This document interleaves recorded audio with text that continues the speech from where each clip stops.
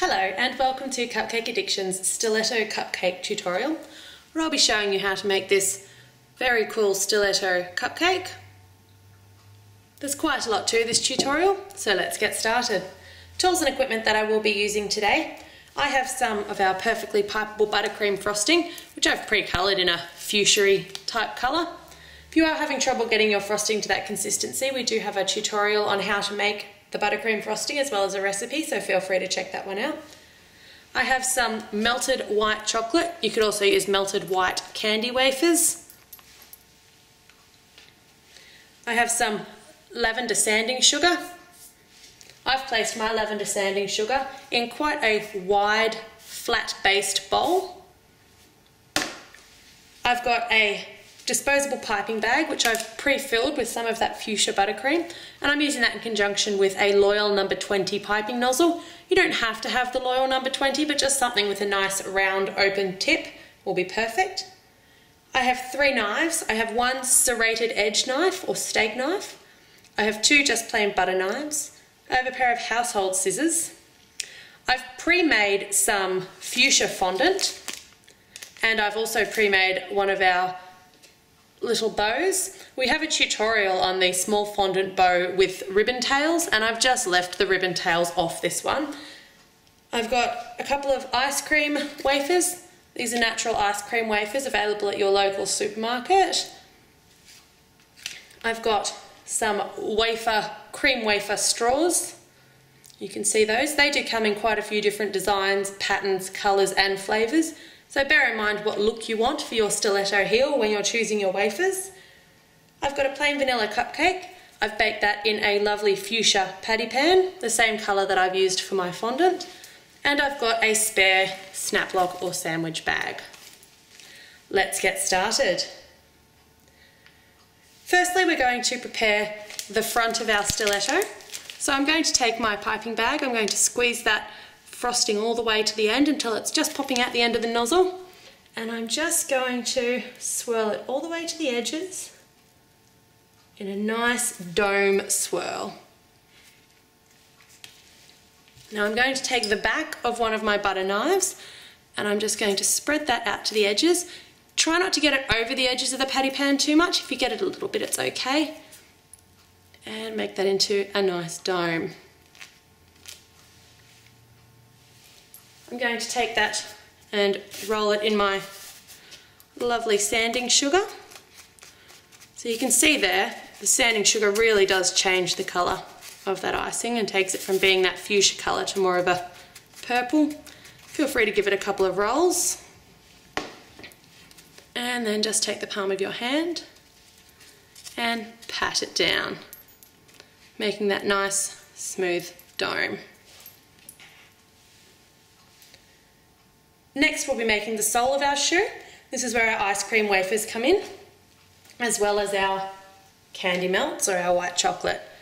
Now I've taken these ice cream wafers and just with a standard pair of scissors, I've cut them into this shape. Now make sure you've got a couple of these spare because you will have a couple of mishaps along the way, especially if you're going to do a whole dozen pairs of shoes. You can see I've really just trimmed the edges off to give us that lovely sole shape. I'm going to take the white chocolate or the white candy melts and my other butter knife. What I'm going to do is just dip that in and I'm just going to spread it up. Now you should have quite a rough side to that wafer, quite a coarse side. You want to make sure the coarse side is the back. And you'll see here I'm just smoothing it up the sides, smoothing it across, and I am leaving a little bit at that top corner so that I can still hold it. Can be a little bit messy. Try and get it as smooth as you can though with the back of that knife. If you need to add a little bit more, you can add a little bit more. And don't worry about the back of the back of the wafer. It's going to be a bit messy, but it's the back of the shoe anyway, so no one should really be looking. So you should have something that looks a little bit like that. I'm going to pop that to the side on a piece of grease-proof paper. I should mention these will take about 10 minutes to dry, so I would suggest pre-making these, and that way you can get straight into the decorating. So here's one that I've pre-made. As you can see, that's lovely and touch dry and ready to go. Now, I'm going to prepare my cupcake by taking my serrated edge knife and cutting about 1 centimetre from the patty pan, cutting all the way into the cupcake, just to the width of the knife. Now that's just going to prepare the space for us to put in the wafer. Now I just want to make sure that's going to go in all the way. Beautiful. Alright, so I'm happy that's going to go into the cupcake nicely. I'm going to take it back out. We're going to now do the edging of the sole, which is where our second snap lock bag comes in. So I'm going to take the snap lock bag and another spoonful, not too much, of the buttercream frosting. Pop that into the snap lock bag. And I'm going to use this effectively as a disposable piping bag. So what I'm going to do is you want to snip off the corner, but you want to snip off quite a large corner. So it's about 1 centimetre this corner, and it's going to give you this lovely flat edge. So we're actually going to be piping out, I suppose you'd call it like a strip of icing rather than a small dainty little piped line. It's going to be quite a fat strip. Alright, so we want to take this now and I'm going to pipe that, see how fat that strip is coming out of the bag? Down the side, hold it in the centre, down the side and across the back. Now this is why we wanted our sanding sugar in this lovely wide flat bowl, because we're now going to just roll that. Now don't roll it too hard because you don't want to knock the sanding sugar, so you don't want to knock the icing off with the sanding sugar. Can be a little bit fiddly. Alright, so you can see there, I've still got some spaces in close to the sole with no sanding sugar, so I'm just going to sprinkle that on.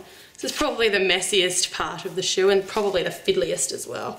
If you do find you get sanding sugar everywhere, I would suggest keeping a paintbrush or something on hand, and then just use the paintbrush just to flick, like a dry paintbrush, just to flick away any of that excess sanding sugar.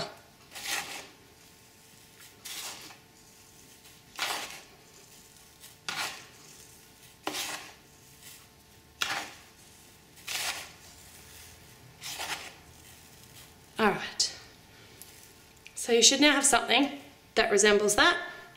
And you can see here, this side here is a little bit wider than that side.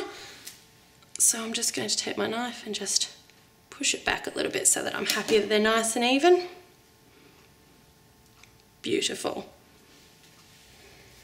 Okay, so I'm going to take the sole of my stiletto and I'm going to push it into that pre-cut little slot.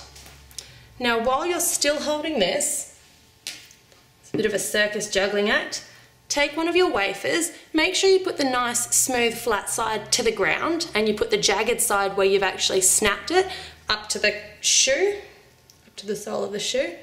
And I'm just going to sit that on the ground and just let that sole sit nicely on it. Now try not to touch that for a couple of minutes because you just want that white chocolate to form a nice little glued seal there and to just glue itself to the back of the sole. Alright, while you're waiting for the stiletto heel to dry, we'll start rolling some of our little fuchsia pearls or beads that are going to go along the back. So just make sure that they're all roughly the same size. And do bear in mind that these shoes are a pair, so make sure that you try and get them both as similar as you can in size of your icing swirl, size of the bows and size of the little pearls at the back there. Alright, so we've got 4 of those. This one might be a touch big. And you can see I'm just rolling that into just a little ball shape. And we've also got our beautiful fondant bow. Now I'm going to use this white chocolate as a little bit of a glue. So I'm just going to dip in there, put a little bit of glue on the back of my fondant bow and just nestle that fondant bow on top. You can push it into the icing a little bit if you like. We're going to do the same thing with our 4 pearls. Be careful not to apply too much pressure to these pearls because you don't want to squash them out of shape. You want them still to be nice and round. And that white chocolate can get a little bit messy, so try not to have it drip around the pearls too much. Just going to rest 1.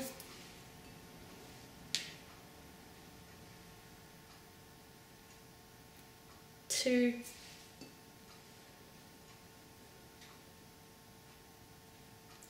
Whoops. Once you get this far through the shoe, you don't want to wreck it at the very end. And 4. Now as you can see, I've got a few little bits and pieces on that white sole that I don't want there, so I'm just going to take the paintbrush and I'm just going to wipe them off to give us that lovely seamless white sole. When you are moving these shoes, do make sure that you carry them by both halves. They are a little bit fragile, but they're so worth it. So there you have a beautiful pair of absolutely gorgeous stiletto cupcakes.